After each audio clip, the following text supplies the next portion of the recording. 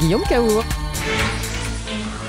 Venu du nulle part, c'est Cobra, plus vif que le serpent. Le Cobra de Stéphane Blakowski. Le sourire de Stéphane, bonjour. Bonjour Guillaume. Le Cobra du zoo du Bronx à New York s'est échappé. Alors pendant une semaine, ses gardiens l'ont cherché absolument partout.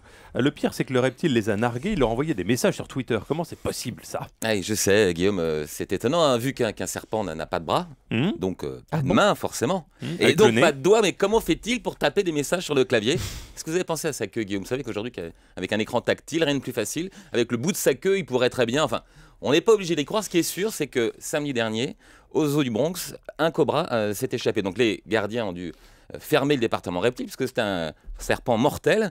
Pour vous dire s'il est mortel, c'est un cobra d'Égypte, et c'est cette espèce de serpent avec laquelle Cléopâtre s'est suicidée quand elle a dû se donner la mort. Donc son venin est neurotoxique et vraiment très dangereux. Donc on aurait pu paniquer dans New York, commencer à voir des cobras partout, et en fait ça a plutôt tourné à la blague, car un anonyme a eu une idée, c'est créer un compte sous le nom de Cobra du Bronx, et d'envoyer des petits messages comme on fait sur Twitter, donc de 140 signes, en racontant sa tournée touristique dans New York, puisqu'il s'était évadé. Donc les messages étaient assez amusants. Il y a eu jusqu'à 200 000 personnes abonnées pour recevoir ces nouvelles. Donc il était en haut de l'Empire State Building, et il trouvait que les gens de là-haut ressemblaient à des petites souris, ça le mettait en appétit. Il était chez Starbucks en prévenant qu'il était d'humeur venimeuse.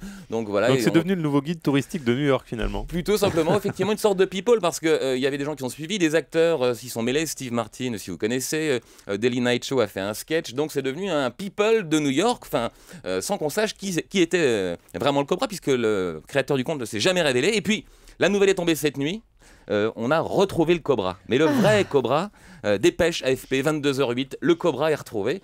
Donc simplement l'anonyme va maintenant peut-être pouvoir se dévoiler, et grâce à son bon coup marketing, montrer que c'était moi derrière le Cobra, et peut-être lui entamer une carrière de people à son tour. Vous n'avez pas réussi à nous terroriser ce matin, Stéphane. Dans un instant, la météo et les infos d'Europe 1. Europe 1, 7h28, et la météo, c'est avec Air France.